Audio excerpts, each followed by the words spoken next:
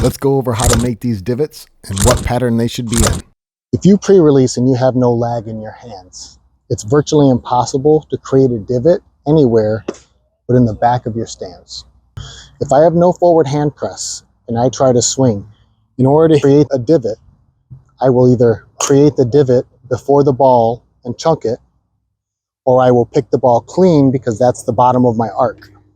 So in order to create this divot, I need to keep my hands in front of the ball so that I can create a descending blow at any part of the ball. That got confusing pretty quickly. So I'm going to state this a different way and show you some graphics, and then we're going to get back to hitting the ball. If you don't have forward press, meaning your hands are in front of the club head, then the lowest point in your swing is going to be right in the middle of your 2 feet. Because without forward press, your arms are a pendulum. I've determined that this is an issue when people are trying to learn to make a divot. In this graphic, the ball swings in a pendulum, and we pick it clean. But what happens if we want to make a divot?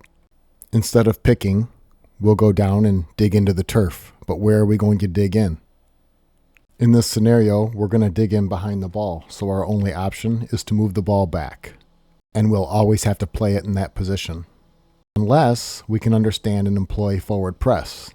See, essentially with forward press, we can make the pendulum wherever our hands are, and if our hands are in front of the ball, we can now strike downward and make a divot anywhere in our stance.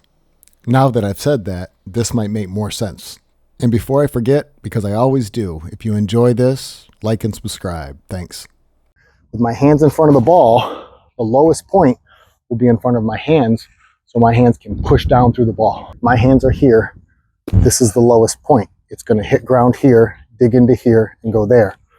So if I'm going to have straight arms and play the ball, I must play it in the exact same place every time so that my released wrists can get the ball first and then the ground. But if I press, I can play this ball in any position I like because I'm going to have my hands in front dragging the club. So wherever the club hits, I can make the divot deeper after the ball.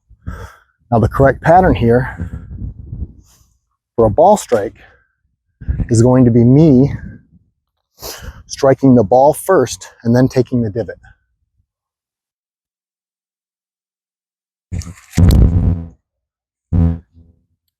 Now that ball took a divot. And what most people would do is lay the ball somewhere else, but what we actually want to do is either set it here and take the same divot to try to make a square,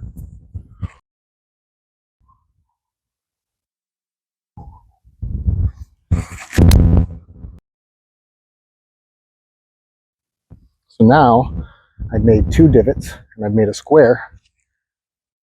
And if I'm on a range and there's not a lot of grass, if I come here, I can still take that descending blow and come down, but I don't take more grass. And I can still hit a descending blow that pinches and spins the ball without destroying 5 feet of grass every time I go to the range. That is the right way not to destroy your range.